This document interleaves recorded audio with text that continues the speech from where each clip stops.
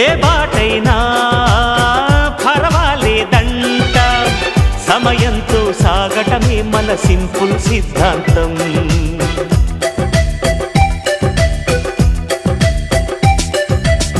చిరుగాలికి పరిమళమిచ్చే సిరిమల్లెల వనమై ఉందాం, గగనాన్ని నేలను కలిపే హరివిల్లుల బంతెన అవుదాం. ఆనందం అంటే అర్థం మనమందా, ప్రతి పూట పాటై సాగే హుషారు సరిగమలో. ఎన్నో ఎన్నో రాగాలుండే సంగీతం కాదా, చల్లకి నవ్వుల కేరింత.